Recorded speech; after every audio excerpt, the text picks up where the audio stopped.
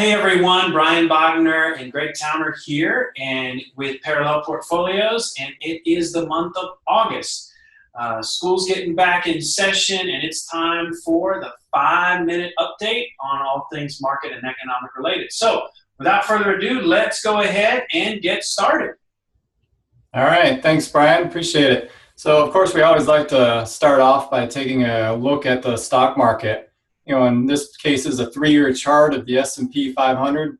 As we've been saying for a long time now, nice, smooth uptrend, a few corrections here and there. But really, as we speak, we're approaching the new highs that we reached back in January. So again, the trend remains healthy and strong here in U.S. stock markets. Greg, tell us maybe a little bit of why that is the case. Yeah, I mean, we could do more than 5 minutes for a while, but let's shorten it down for a couple reasons. Number one, the economy continues to be strong. I mean, there's a lot of charts we can show for the economy. I think probably the most important is the job situation. This is the weekly initial jobless gains going back to the 1960s. And we can see we're at the lowest point that we've been since the mid-70s. So the job market continues to be very healthy, boosting the economy. Another reason that we've talked about a lot over the past year, and it continues to be a big reason, is the earnings strength. And we've known that earnings were going to be strong coming into this year because of the tax cut, but they've actually been better than expected. This is a chart showing us how much companies have had to raise their guidance that they already set fairly high early in the year. So again, economy strong, earnings are strong. Those things propel the stock market as they have been. Now you're talking about the U.S., of course. Maybe a few minutes on what's some things going on overseas. Yeah, exactly. It's not all rosy throughout the entire world. Certainly international, and more specifically this chart, emerging markets, after a great couple-year run, has had a rough year this year. Really reached its recent low here in the past week. Sentiment has gotten really negative. I know people are just like, why do we own emerging markets, and really negative on it. But we started to see some interesting things at the bottom right of the screen. We won't get too into it here, but this is a momentum indicator. It's showing us what we would call a positive divergence. In other words, it did not reach a new low when the emerging market price themselves reached a new low. So it kind of tells us that there's a chance, at least in the short term, that the selling is a little bit exhausted. Perhaps, like we said, the sentiment has gotten too negative.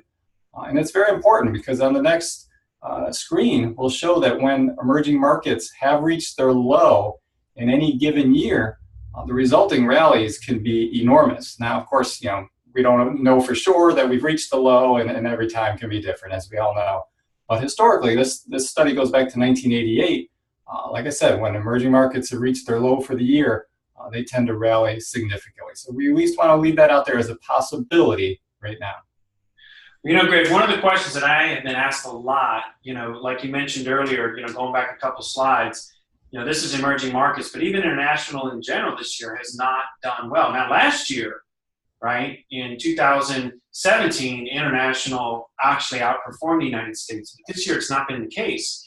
But I've been getting a lot of questions. Well, why do we own international? Why do we have money there? Maybe there's more risk. Maybe we should just be, here owning just U.S. stocks. Well, the reality is when you look at the data, right, I mean, we can think one way, but the data is what we want to be more concerned about. Actually, allocating to international lowers the volatility in a portfolio. It actually makes it less risky.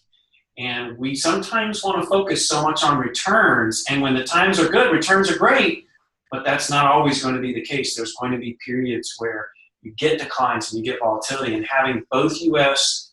and international significantly actually lowers that volatility, and that's one reason why we preach diversification and we continue to be diversified. So in summary, yep, U.S. stocks doing great, best performing market in the world right now, still in an uptrend. Economic earnings growth are the key drivers. The things you want to see driving it are driving it, so that's good. Emerging markets, international in general has been weak, but we could be near an inflection point. There's some recovery potential here, and if we are, history tells us that those recoveries tend to be very strong.